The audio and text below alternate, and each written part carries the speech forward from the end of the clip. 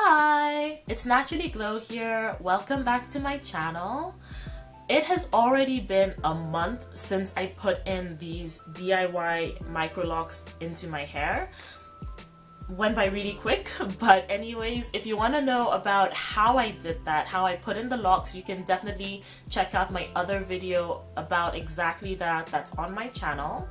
However, today I'm going to be updating you on how the past month has been.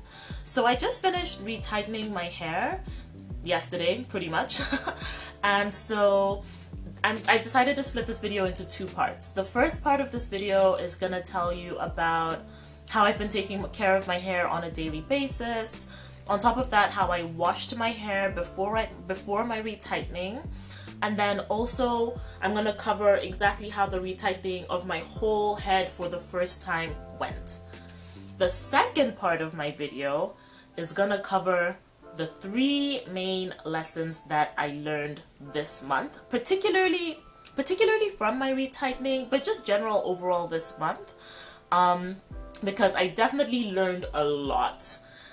As you may already know, I've been natural for almost 6 years now, but definitely having started this lock journey is something new for me, and I learned a ton that I want to share with you so that you don't so that if this is something that you're considering in terms of getting this style, hopefully it'll save you some stress, save you some headaches along the way. You'll be able to kind of learn from some of the things that I went through.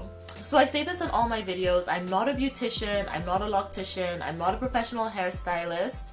I am a lover of natural hair, just looking to share my journey now with the YouTube community, given how much I learned about my loose natural hair from here as well. So just my way of giving back. Anyways, all that said, if you're still interested in finding out more about this past month, what I've been doing to maintain my hair, and the main lessons I learned, just stay tuned.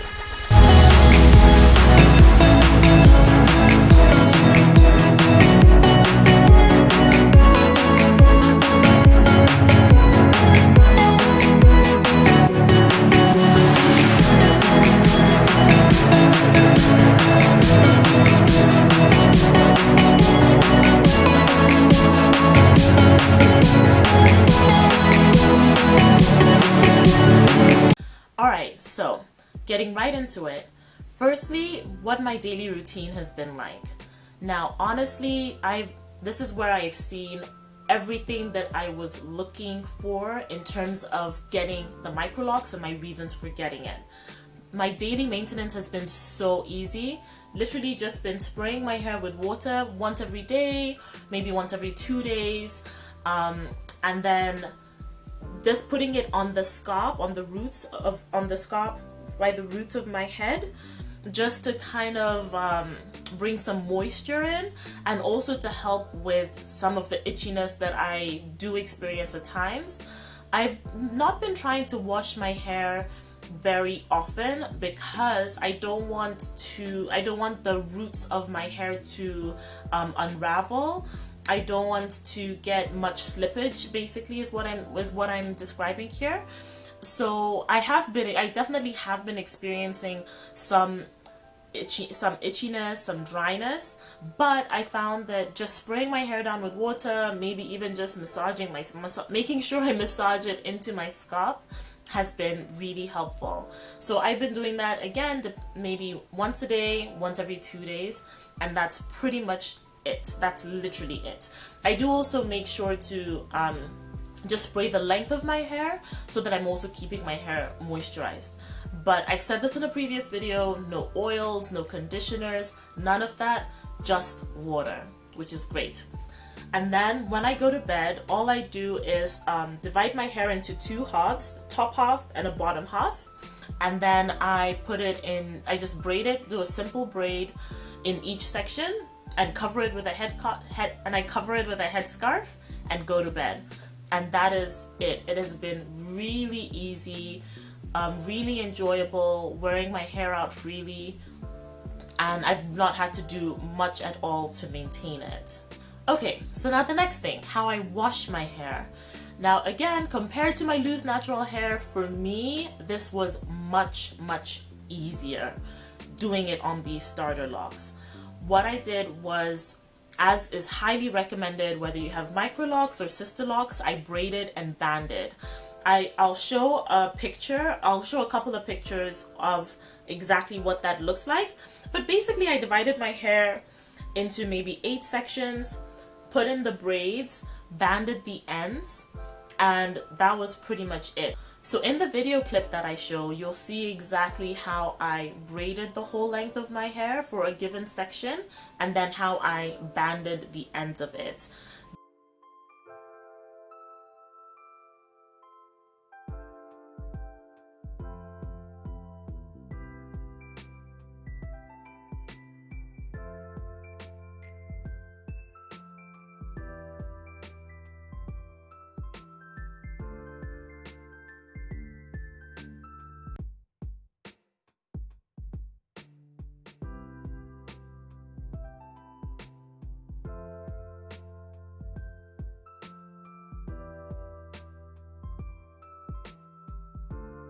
Definitely one recommendation that I have compared to what you're seeing in the video is to not use black bands. Use colorful bands so that you can see them more easily in your hair. So I use the black ones just because that's what I literally had lying around, probably from like, I don't know how long ago, but they still worked. But definitely it was harder to separate them from my actual individual hair because the color was so similar. So that's why I would actually recommend a brighter color instead of using black. So I put my hair in the 8 sections, braided and banded it, and then I washed it. The shampoo that I use is just the Suave clarifying shampoo. I've seen a lot of other people use this online on YouTube, and it seems to work pretty well. I definitely felt the clarifying aspect in terms of lifting up all that dirt, cleansing my hair, compared to when my hair was loose and I was using sulfate-free shampoos, coconut shampoos. It was really nice kind of feeling the full lather and how easy the lather came up. Not a huge deal, but that's definitely a big change compared to when my hair was loose. But washing it was really easy. I did 3 rounds of washing pretty thoroughly, and then I also made sure to rinse my hair extensively just to make sure that all the shampoo was out. I didn't want any product in my hair. I didn't want anything further drying out my hair more than it was supposed to. Shampoo is to wash your hair. That's it. I don't want to do anything beyond that. So I just made sure that I rinsed my hair really thoroughly afterwards. And then after washing, then I just let my hair air dry in the braided and banded sections until the following day. And I have a lesson learned about this, so you definitely want to check that out in part 2. Alright, so now onto the final item, retightening. Now, in terms of the technique, as I expected, I did not find it very challenging. I found it pretty easy to do. And again, if you watched my other video, you know that my husband helps me with my retightnings. And so this was actually both of our first time going through it together. He was also fine doing it.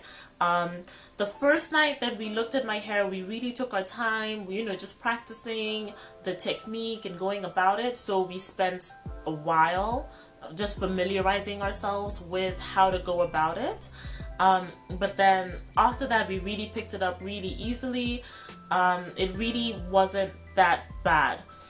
In fact, I would say we were both very comfortable doing it. I knew that given that my hair is type 4, it was either going to be a clockwise rotation or a counterclockwise rotation. So I was trying to find out information on which one was better, but overall I saw most people that I specifically chose to look at, they had used the clockwise rotation. A couple other ones used the counterclockwise, but generally it doesn't seem like the specific choice between the two is super important. I think it's just more about which way your hair is more likely to unravel. Like maybe your hair stays a little bit tighter in one over the other. So again, for me, this is a learning experience having my DIY Microlocs. I'm going to see how my newly retightened hair goes over the next month, given that I chose the clockwise one. And I really think that it should be fine. I don't think that I'm gonna have to switch and do the counterclockwise, but I will be keeping on top of what my hair looks like and how this next month goes in deciding what to do for next month. So you can see my head here, and I'm actually sitting facing forward, but the view is on the back of my head. So you can see that first I am going through from the 3 to the 9 position. So I'm going going from east to west in my first pass through. Second pass through, I'm going from south to north. Third pass through, I'm going from west to east. And then finally, to complete the single rotation, I go from north to south. So again, clockwise rotation is just going from, another way to think about it in terms of using the clock is going from 3 to 9, 6 to 12, 9 to 3, 12 to 6. Once you do that, it's one rotation. And so you just keep kind of repeating that method throughout until you have interlocked until the base of your head, or until the base of your hair that's touching your head. You don't want to, I was trying my best not to make it too tight. I don't want to get alopecia. I don't want my hair to fall out from it being so tight. I was trying to keep that in mind. I was trying to make sure that I was not looping in the same pass through by mistake. So because I do not want to put locks in my hair, I do not want to put holes in my hair so that my locks then fall out later. So definitely some items that I had to be careful about, look out for, and all of this is a learning experience. So I'm definitely not saying that I made absolutely no mistakes and it was perfect and all of that. Would have been nice to say that, but that's not the case. It's a learning experience, and I'm hoping that next month will be better and the following month it'll get better. And basically I'm working towards a future vision for how these retightenings are gonna go. Given that, if you're watching this video and you have any comments or suggestions on how I went about anything, I'd really be interested in hearing your opinion or your suggestion. But overall, that is what I did. And as I said, in the next part of this video, I'm going to be telling you about some really important lessons that I learned, my top 3 main lessons. So definitely feel free to check that out. But otherwise, for now, if you liked this video, just like, comment, and subscribe. Let me know, and I'll just leave you with this. To love yourself and remember you naturally glow. Bye.